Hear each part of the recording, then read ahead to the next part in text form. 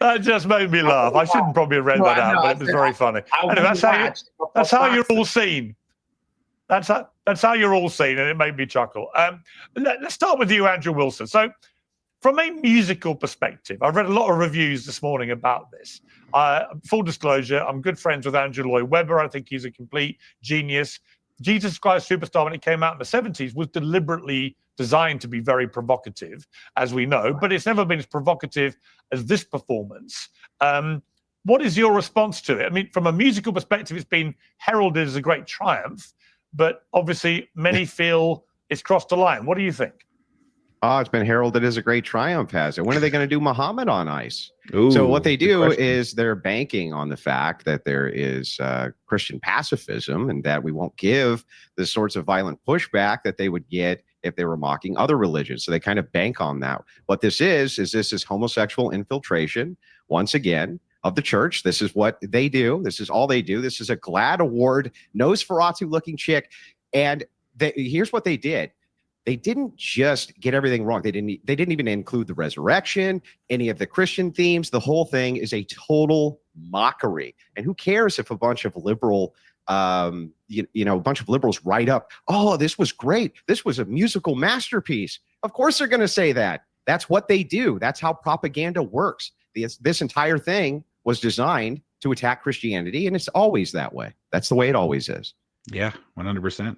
Ernest, I saw you perform one of the great eye rolls in Uncensored History just then, but I do think Andrew has a point. There's absolutely zero chance that Hollywood would have staged a musical like this, which openly mocked the tenets of Islam, for example.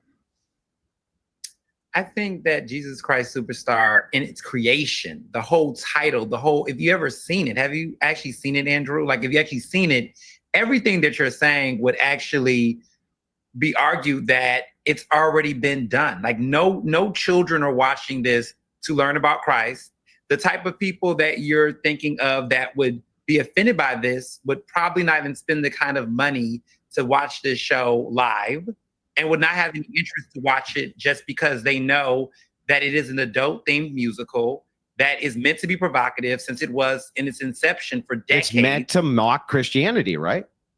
I mean, you can say that. I Isn't find it to it be satirical. Yeah, I don't. It's meant to mock Christianity. Just be honest That's your about it. Just be opinion. honest No, and say, Andrew, no, it's meant to mock Christianity. It's not for you Christians to watch. We're mocking you. That's what we're doing. That's what the I mean, this dude, what's his name? Ernest. I mean, he just said it right now. It's supposed to be satirical.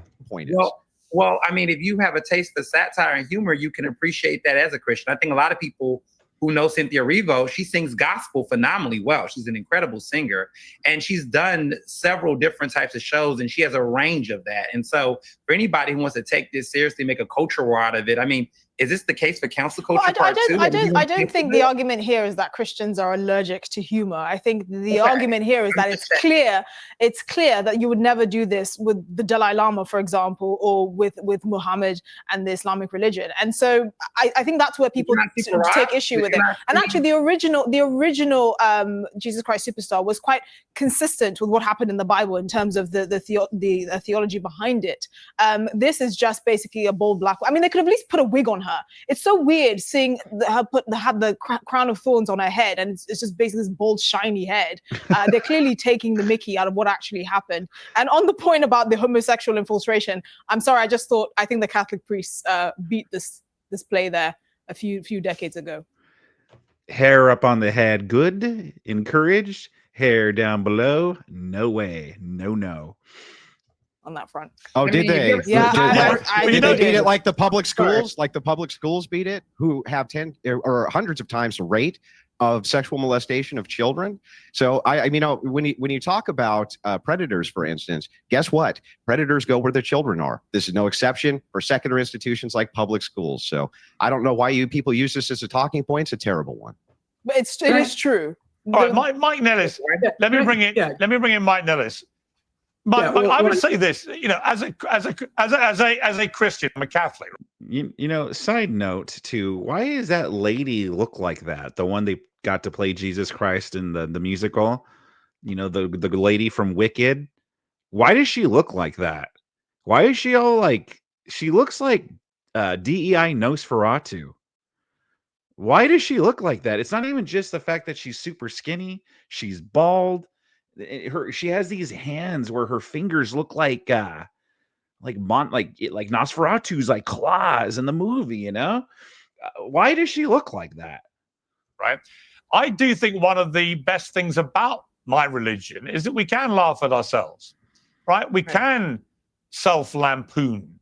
I often laugh at some of the absurdities of my own church, for example. And the fact that Christians have a better tolerance level for mockery than other religions is something to be proud of, isn't it? Well, I think all the comparisons to Islam are really silly stuff. And I'm going to say this as a practicing Catholic. If your faith is so fragile that you're offended about a black woman playing Jesus Christ and Jesus Christ Superstar, you've got bigger problems than what's going on in the culture war. Second, we've heard a lot of, Yeah, it's funny. It's like whenever like we get offended about something, it's like, well, if you're so fragile that you get offended by this. Meanwhile, they get offended over fucking everything. I mean, Jesus Christ. Sorry. Jesus Christ Superstar. Like they had the Sydney Sweeney ad and they're melting down about it. I mean, they always like resort to calling us fragile if we say, hey, we're not a fan. By the way, are we trying to get the play shut down? Are we trying to get the musical canceled or anything like that? No. But if it were the other way around, if we're doing that, yeah, much worse would happen to us. So yeah, don't call us fragile or our religion fragile. Some really weird comments about like homosexual infiltration of American society. Like Andrew over there is complaining about people preying on children. I haven't seen Andrew say anything about Donald Trump being in the Epstein files or releasing the Epstein files on here. So I don't really think that's just a red herring. It's a little red herring. Why do you want these people to destroy your theology if you're a Catholic, sir? They're going after your theology on the public stage. They're taking out the resurrection, a romantic relationship between Jesus and Mary. What is wrong with you? You're not a Catholic. You're a pretender. What is wrong with you? Give me a break. What is wrong with you that your faith is so weak that a play in Hollywood that's going to be shown? You are commanded to defend your faith, sir, as a Catholic. I'm defending my faith right now. My faith is how you're going to defend it by rolling over and letting them kick you while you're down, huh? That's you. That's you defending the faith of Christ. My faith is in practice, and my faith is not going online and complaining about musicals. And making you're online complaining. You're online complaining right now. And the thing is you're attacking Christians and saying, how dare Christians be offended? What's wrong with you?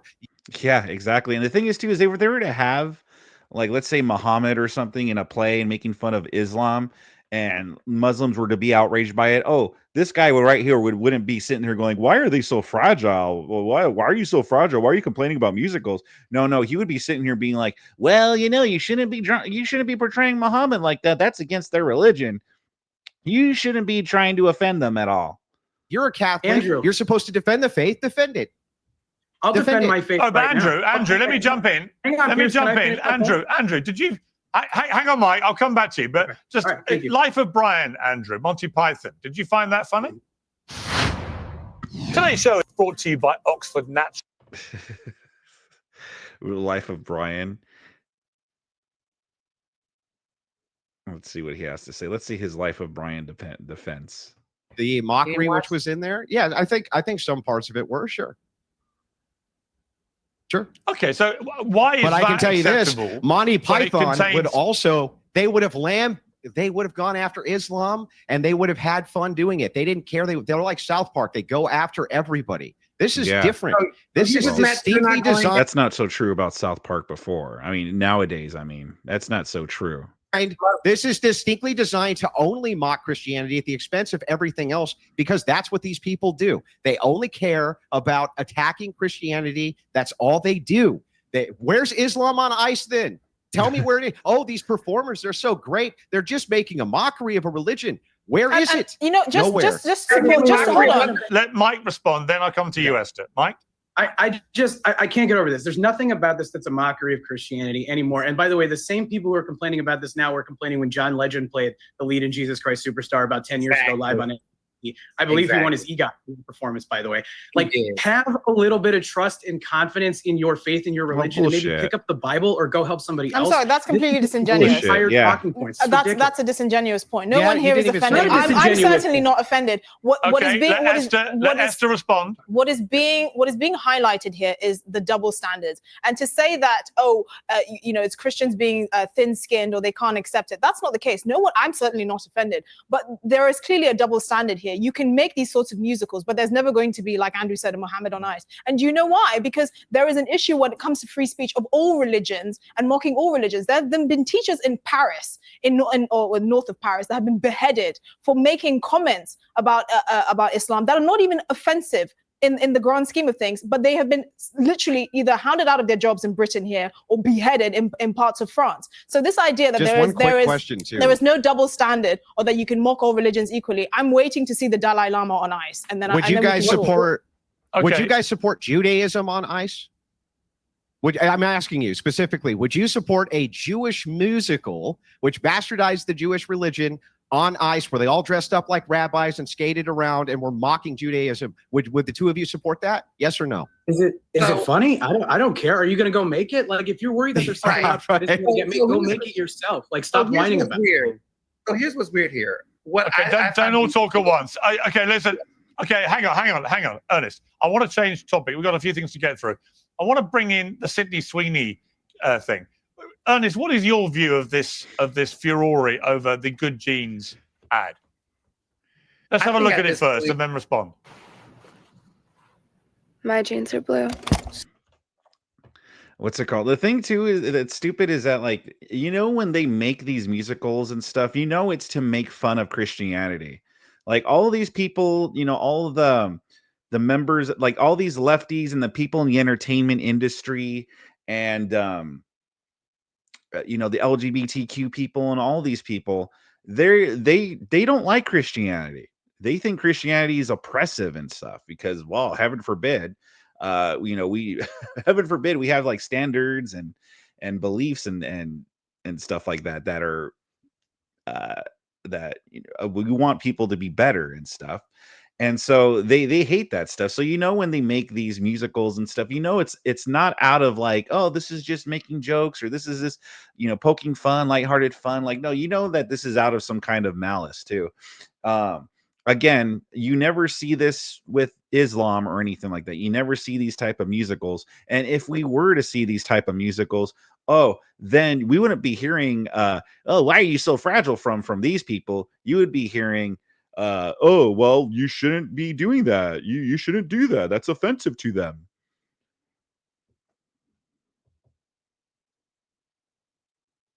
Also, too, they're scared of Muslims too, because they know fucking Muslims don't play when it comes to that shit. That's another reason. That was Trump responding to it. Obviously, his view was determined by whether she supported him or not. But were you genuinely offended by the Good Genes ad? I wasn't offended. I just thought it was tacky. And I think what's funny here is that it's become politicized in such a way. I thought it was tacky because I thought the pun on it was tacky. The jeans and jeans, I just thought they knew what they were doing when they did the ad. It's doing exactly what you all want to do, which is to make it this major culture war. Now the president's weighing in on this, and we're not talking about jobs. We're not talking about what's going on with the economy. But it only becomes a culture war, Ernest.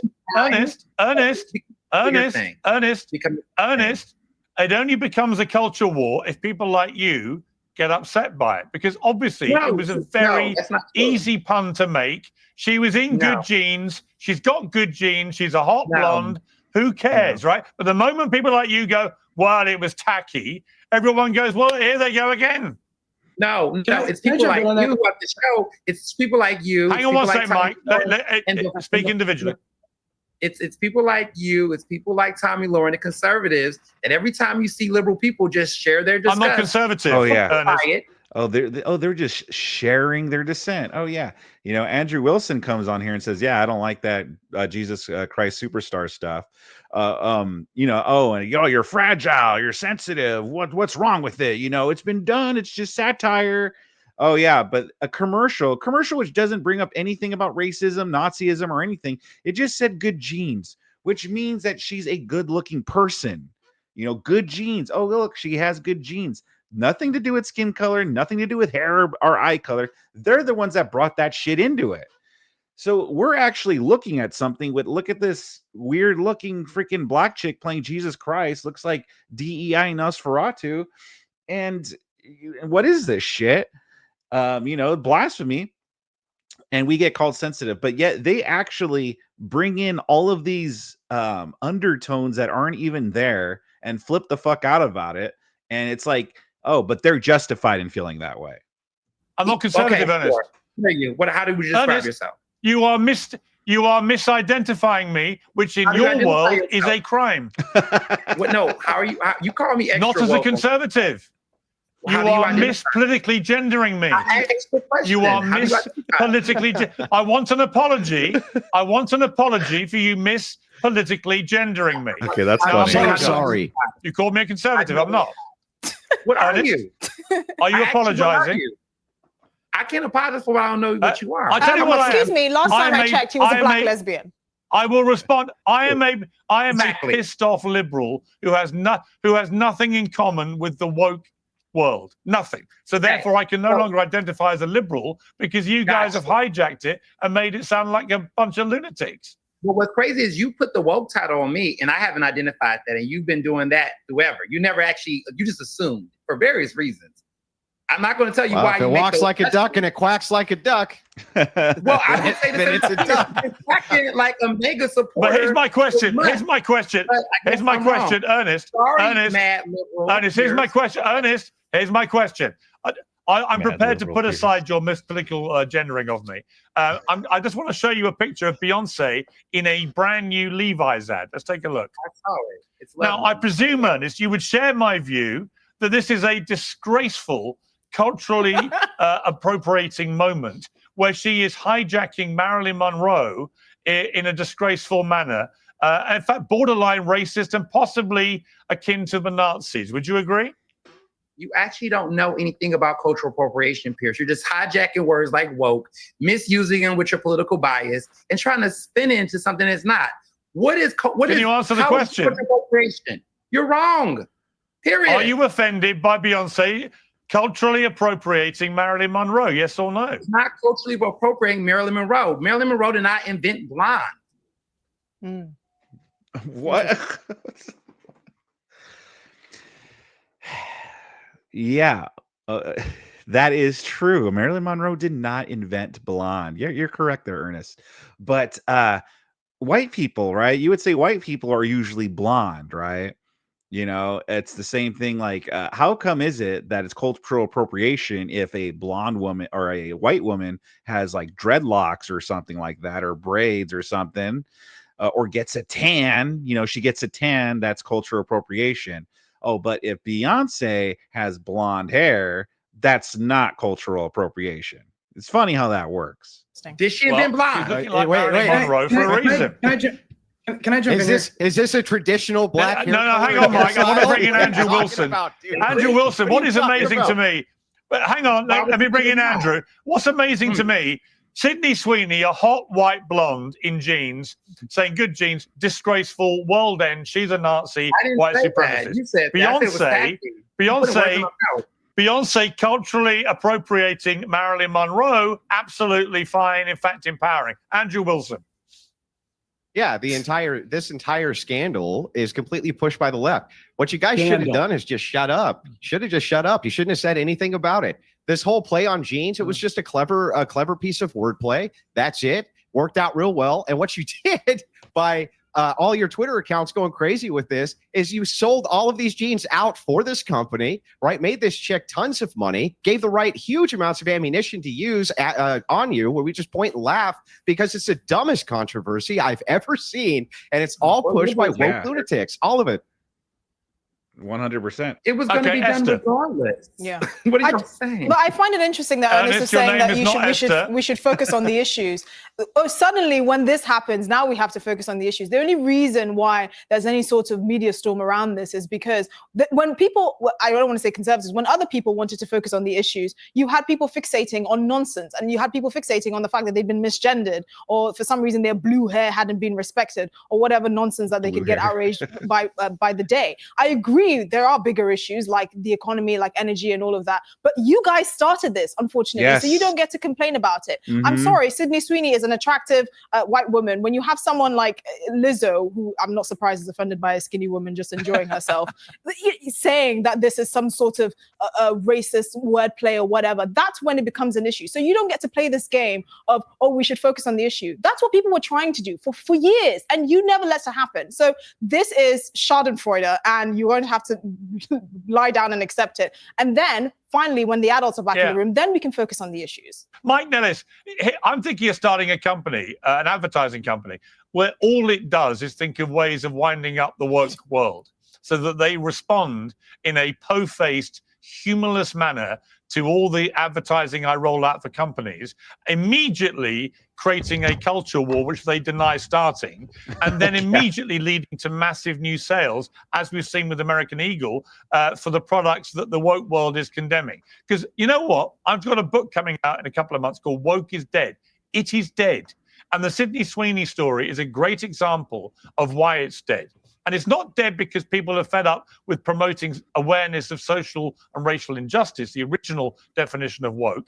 It's dead because woke got hijacked and wokeism became the new fascism. And people are sick of it. And the Sydney Sweeney thing is a brilliant triumph for common sense by American Eagle, who rather than panic when the woke left went nuts, just laughed and put out another statement doubling down and celebrating what Sydney Sweeney had done, which was look hot in a pair of jeans, exactly as Levi's are doing with Beyonce. And by the way, I don't really think she's culturally appropriating Marilyn. I don't really think she's racist or a Nazi. I think she looks hot in a pair of jeans. That's it. I don't care if she's black or white. She, like Sydney Sweeney, is a hot woman in a hot pair of jeans, and they've both got great genes. How about those onions? There's a lot going on with. How about those onions? Is that what they say over there in the UK? Yeah, how about those onions? Over here, it's apples, but I guess over there it's global UK. Economy. It's an entire. To talk now? Is it my? I mean, over there it's onions, I should say. But yeah, no, it's absolutely true. Like they started the culture war stuff. Like they start all this stuff. And so now that again, now that they're seeing it's unpopular, now they're trying to throw it back at us and say things like, "Oh, well, you know, we're trying to get you guys keep doing this culture war stuff. We're trying to actually focus on the real issues." But they can't help themselves. They start this shit every time. They're the ones who started it with the Sydney Sweeney stuff. Even if the Good Genes ad was created to try to trigger the freaking libs, well, you fell right into it because you're that easy to trigger. Again, it wasn't even. There was nothing in the commercial that was suggestive about it being racial or anything like that. The libs are the ones that made it racial because they're fucking wackos. And they can't see a white person, an attractive white person, in a commercial without flipping out about it. So it's not our fault that they get so triggered by seeing an attractive white woman featured in a commercial instead of a fat, obese black person or even a trans woman or something. Turn. Yes, you do, Mike. Okay, great. All right, great. I think this conversation is really fucking stupid, and I have no other way to describe it. Like, there are like 5 dumbass liberals on the internet who decided that this ad was offensive, and then the entire conservative ecosystem decided to make it the biggest story of the day because they didn't want to talk about the economy, they didn't want to talk about Trump being in the Epstein files, they didn't want to talk about anything else that's going on. They made their entire personalities about this. Woke, Pierce, you've got a book coming out that woke is dead. You can't let woke die because you'll have no business model. You'll have no book to sell. You'll have no guest to book. Nobody who's interested in what you have to say. Stupid Ernest over here. Thank you. Like, no, see, again, they do that gaslighting thing. They do the gaslighting thing where they tell you like, oh, no one cared about it, blah, blah, blah. Or, oh, now it's only like 5 people online cared about it. Like, no, dude, no. The libs were freaking blowing up about it. So just because you sit here and say no one cared about doesn't make it true. There are people online who are deeply unserious and deeply unfunny and aren't interested in having any fun. I think this is the same as people bitching about Cynthia Erivo playing Jesus Christ Superstar. Get a life. Go touch some grass. Like, Sydney Sweeney's hot. It's an ad about jeans. Beyonce's hot. It's an ad about jeans. Yeah, but Mike, let me jump in. It's just so Mike, ridiculous. Let me jump in. Here's the point. There is a double standard, Mike. There is a double standard about the Cynthia Erivo thing, right? There's a double standard because if I suddenly announced I want to play Nelson Mandela in a biopic of Nelson Mandela's life, you and Ernest would lead the outrage about how disgusting it was that I would do that. I stopped putting words in our mouths. You would find it disgusting. Get two shits if you were going to do something bullshit. Bullshit. Like we all know they're full of shit, right? We all know. Yeah, if Piers Morgan was going to play Nelson Mandela, oh yeah, they would totally flip out about it. Again, look how they were toward the Sydney Sweeney ad. They can't. They're all full of shit. Why do they lie so much? Exactly. It's like you wouldn't care if I played Nelson Mandela. You don't want to. Who cares? It's like the number. Yeah, go ahead. I'm sorry. Okay, all right. I'm gonna jump in. You don't care, and I think that's the reality. Can you work out which wokie's going to go first, please? What are you saying? Like you need to put people in a box. You're like talking about how you have this binary of like everything is either all the way one way or not. No one cares. Like it's not that deal. Like I think the problem is that you look at. So wait a minute. Piers puts people in a box like one way or the other, but he's also sitting here giving an absolute no one cares. Well, which is it, pal? Does no one care, or is it like Piers where everyone cares? If only that was true, Ernest. Ernest, if only that was true. Yeah. If only we hadn't spent the last 5 years with people like you absolutely caring, which is why the world went woke nuts. Yeah. I can say people like you about a lot of things. You overreact about the dumbest stuff. Like the Sydney Sweeney thing is a non-issue. Well, I'm not saying Ernest. Got mad, and now you want to act like you're defending common sense because you're overreacting to a bunch of liberals on the internet that said something. I don't It's care. only overreaction when you're on the losing end of the issue. Hang on. Ernest. I'm not saying that you're part of a woke cult, you and Mike. You have turned out today in exactly the same purple shirt. And I'm not saying you're a woke cult, but I think this is. I mean, look. Like maroon. It's like a uniform. I noticed that suddenly you guys don't care when you're on the losing end of an issue, right? If you're on the winning end of the issue, you would care. And the truth is, we've seen this how many times where you guys freak out over nothing. The left freaks out over absolutely nothing like this. And all that happens is once you start losing the issue, then it's everyone's overreacting, and it's actually the conservatives' fault. Yeah. See, that's bullshit. Conservatives didn't push this, bro. Let's talk about the issues, even though on the issues, the Democrats are at an all-time low in opinion polls. But let's talk about the issues, because that's where the left is really. So is Donald Trump. Donald Trump's approval ratings free-falling right now. So like you guys have a level. Yeah, but he's president. That's the difference. That's the difference. Yeah, but you know what, Mike? You cannot live on that. You know what, Mike? Donald Trump is. Don't talk at once. Donald Trump is back. Hang on. Donald Trump is back in the White House, Mike, because after 4 years of him being out of the White House, Americans went. So let me get this. Hang on, Ernest. Donald Trump is back in the White House because Americans went. Actually, we don't think it's right that biological men compete in women's sport. It's bullshit. And we've had enough of this. So, yes, it was the economy. Yes, it was immigration. But also, it was an antidote to wokeism. Let me bring in Esther or something else. I want to push back on this. We might agree. Well, no, we haven't got time. We're moving on to Jim Aosta. Oh, come on. Piers, like you talked for like 3 minutes on this. You gave me like 10 seconds for my response. It's my show. I can do what I like. All right. We're moving on. We'll have to have you come on my show. Jim Aosta. If we give you enough time to talk. Okay, I want to play a clip of Jim Aosta. I want to do. Yeah, Piers or Andrew went on this dude's show. Finally, people would actually take the time to watch his show. I want to do a clip of Jim Aosta, former CNN White House correspondent, now a YouTuber, and he's interviewing a guest called Joaquin Oliver. And I'll explain why it's so weird after we've watched this. Joaquin, I would like to know what your solution would be for gun violence. Great question. I believe in a mix of stronger gun control laws, mental health support, and community engagement. We need to create safe spaces for conversations and connections, making sure everyone feels seen and heard. It's about building a culture of kindness and understanding. What do you think about that? I think that's a great idea, Joaquin. Okay, so just for those who aren't aware, Joaquin is dead.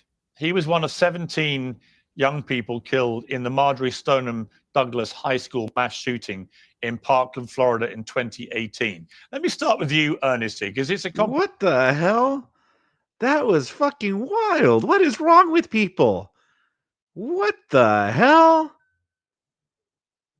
What in the freaking hell is wrong with people? You're creating AIs, avatars from the dead now?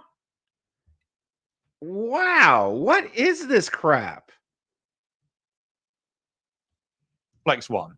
But I got to say, I didn't like this because this person is dead. They've recreated his responses here using AI. Now, I have great respect for his parents who want this out there. And I want to say that off the top. I think if you're grieving parents who lost your child in a mass shooting, you will always have my absolute respect.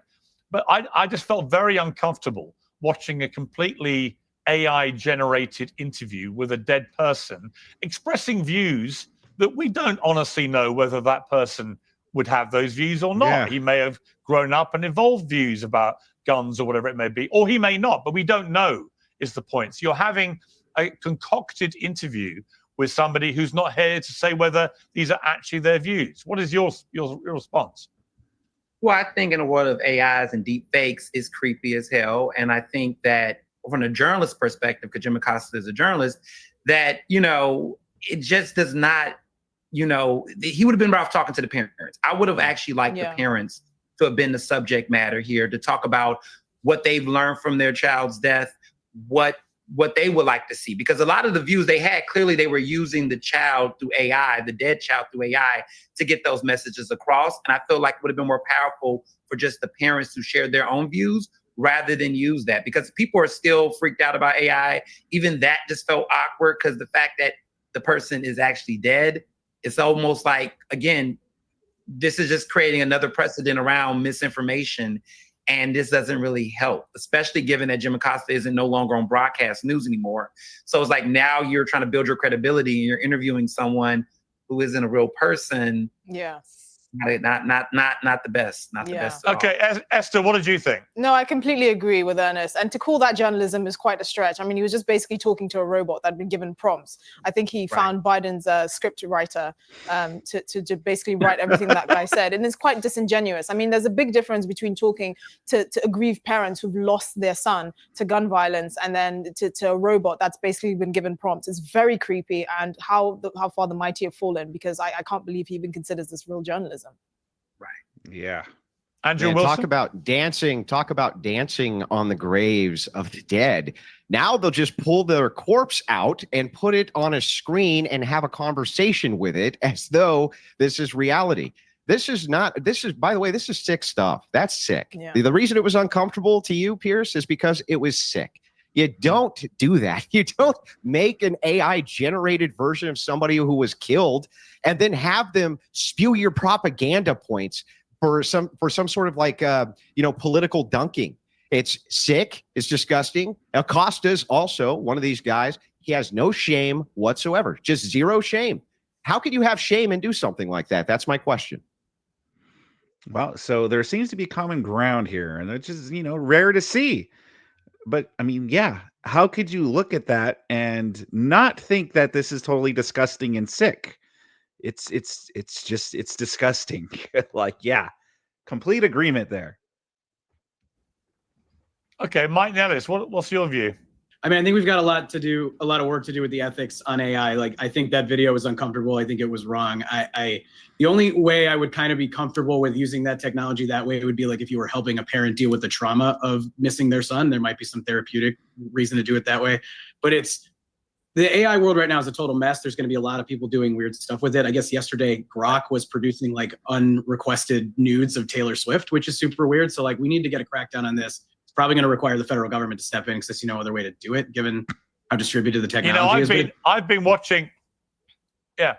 watching interviews on social media that I'm supposed to have done, or just monologues that I've given, which I haven't done, that are appearing in India, Pakistan, in South Africa, and Australia. And on one level, they're quite funny, but on another level, they're very deliberately tailored to me expressing political views I don't hold, to try and use my name to influence people to think a certain way. And I find that not just uncomfortable, but really quite disturbing, actually. And I do think, I mean, I don't know if you saw Bill Maher on Friday, but it was a really interesting thing about AI.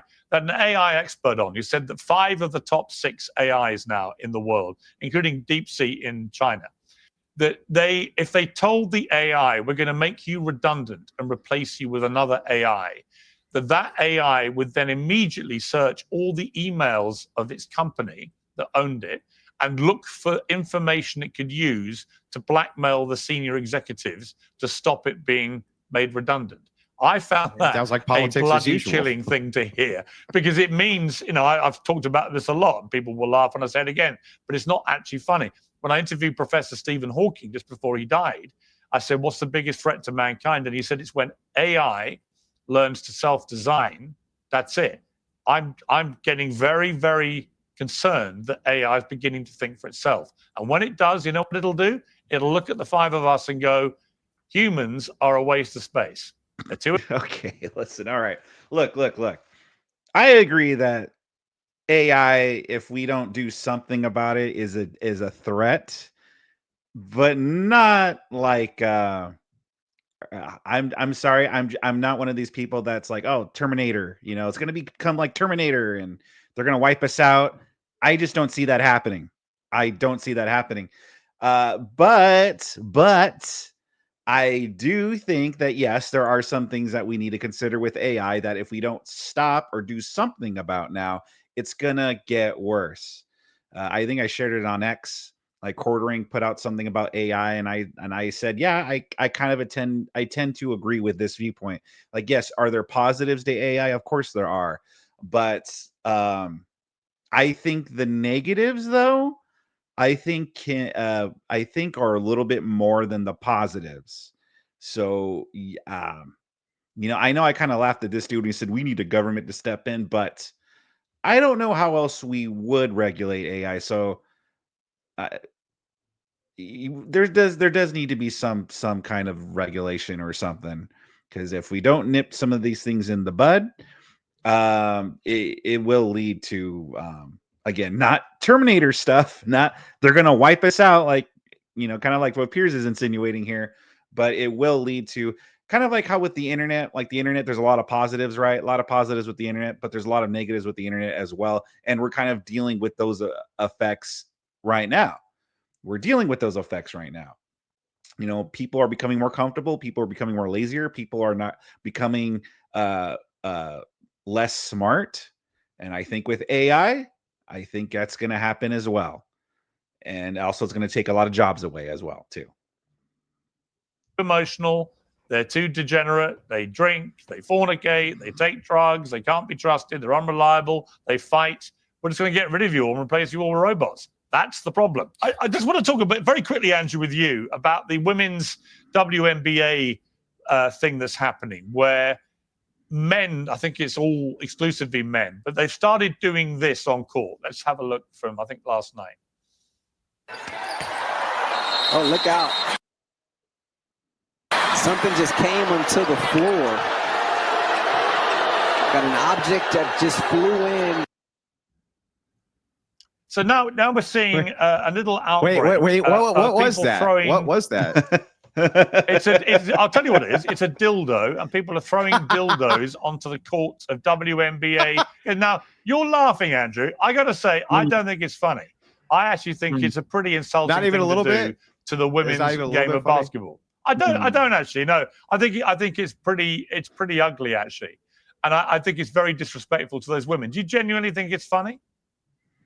Yeah, I mean it's pretty funny. Yeah. So the thing is the WNBA is a mock. It's a mockery. It's a mockery anyway. I mean, it only exists because a bunch of crazy progressives wanted to exist. On its own, it wouldn't. On its own merits, it wouldn't. And so, yeah, of course, it's getting clowned on by everybody, and it doesn't surprise me a bit, right? Is it inappropriate to do that? Yes. Would I recommend that people do that? No, of course not, right? It's disrespectful. I agree with you. But I mean, it is kind of funny. And here's the thing. You can't get mad, right? You can't mock my entire religion and say, mind your own business, and then get mad that somebody threw a dildo on a court, okay? You guys can't get upset, right? Just ignore it. Just ignore it. It's no big deal. Just ignore it. Yeah, exactly right. Yeah, Andrew's 100% correct. And yes, I want to add to it though too. The WNBA basketball players have kind of become insufferable. They're getting big heads. They think that now it, they're just all awful, right? So they get like a star, which is Caitlin Clark, right? And then they pretty much because she's not black, they have to freaking browbeat her and and assault her on the court and all these things because they're all jealous. And then on top of all that, all of them want raises, even though they're not money makers at all, but they feel they're entitled to this money. They're absolutely insufferable people, which is why I don't feel bad that this is happening. And yes, I also think it's funny. Like Andrew said, do I encourage it? Do I think people should do that? No, but I don't feel bad for them either. What about kids? Okay, don't all talk at once. Ernest. I mean, look, I would say that the WNBA game, for example, I think Andrew's assessment is completely wrong. It's becoming more and more popular. Stars like Caitlin Clark are becoming genuine basketball superstars, and the level of talent, I think, in the women's game is getting incredibly good. And so are the box office numbers in terms of people turning up and the TV numbers. So I just think that's a misread of what's happening with their game. But I don't know what you think, Ernest. I just think it's really lame. It's misogynist. It's sexist. It's all those things. It's embarrassing, actually, that this is happening on television in America with women's sport. Right, and I think what's interesting. By the way, Pierce, it's not profitable. I'm just pointing it out. It's not profitable. I hear that. It will be the way it's going.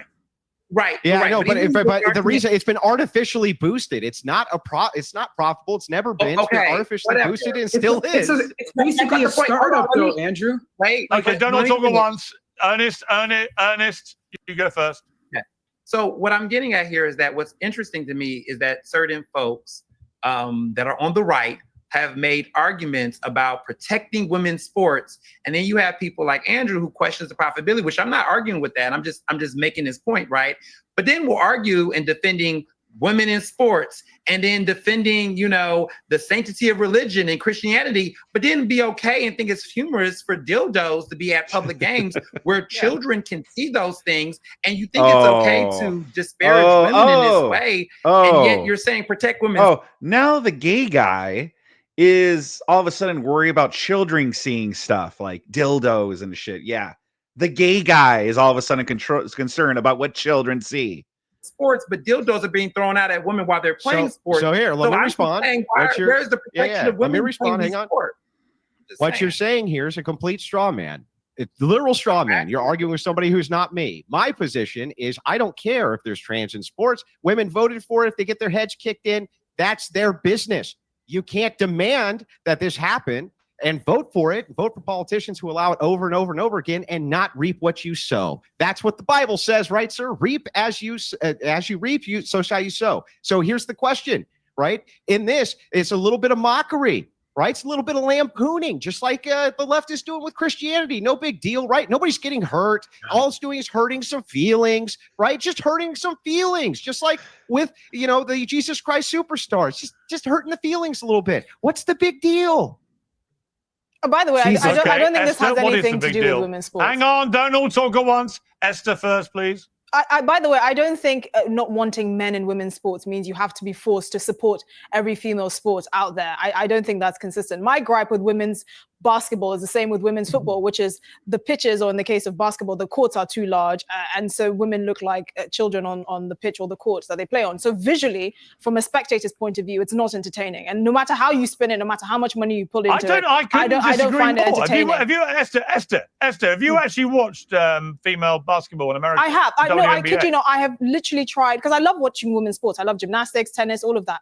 And I have given both of these a chance. Okay, come on, guys. All right, listen. Just enough. All right, enough. Let's stop pretending here. Like, oh yeah, women's sports. Woohoo! I love it. Okay, yeah, whatever.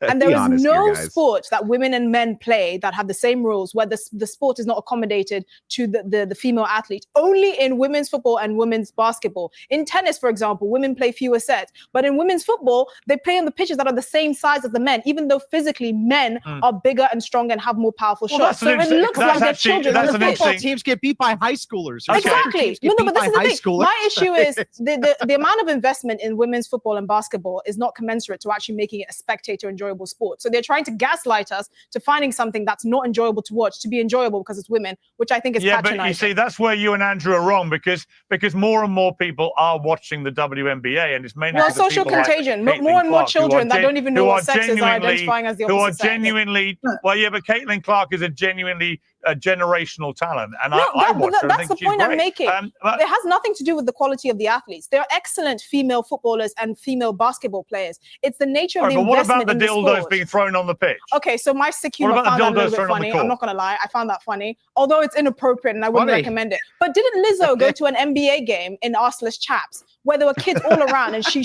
literally mooned the entire all the spectators there with her literally big bum cheeks? Where was the outrage there?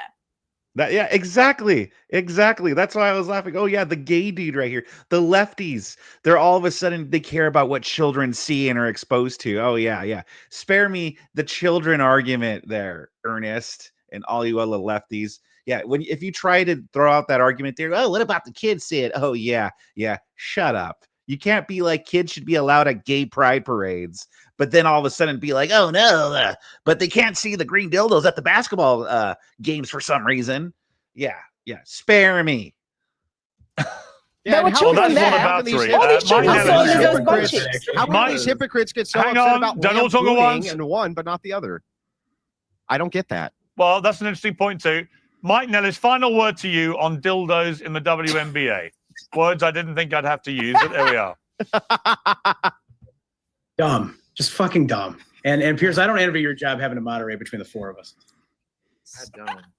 You know what? It's slightly difficult because I'm in LA where there's a tiny delay. So by the time I've jumped in, you've all started squabbling. So I have to time my jumps a little bit more carefully.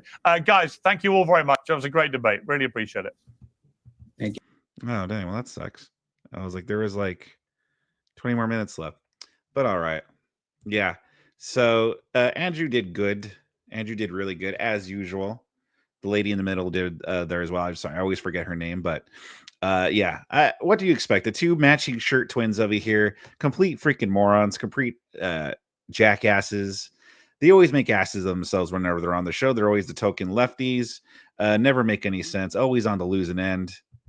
So yeah, that was pretty good. So I guess the moment where Piers kind of tried to get him in a gotcha was at the beginning when he tried to make it about the life of Brian, right? The life of Brian. He tried to point out like Andrew's hypocrisy, but I think Andrew did a pretty good job at answering that. You know, again, it's not even just it's not about like, hey, you're not allowed to make fun of Christianity or something like that. You can make jokes about it and stuff, but you could poke fun at it and have a laugh at it. But we just know that the people in the entertainment industry in Hollywood and all that crowd over there, we know they hate Christianity. They hate Christianity, and so they do these things purposely to mock Christianity and be blasphemous. So, and by the way, we're not trying to get it canceled. Are we trying to get the musical canceled? Are we trying to prevent the Nosferatu lady from working in Hollywood again? Are we trying to debank her? Are we trying to debank her? Are we trying to label her as some kind of horrible thing so she can't get work again? You know, are we doing any of that? No, we're just saying we don't like it and we're not going to watch it. That's all we're saying. These people, though, the people on the left, they try to cancel people. They try to brand us as racist or Nazis or just hateful bigots, whatever, what have you, as the worst thing ever. And they try to get us fired from our jobs. They try to get us debanked. They try to get us deplatformed.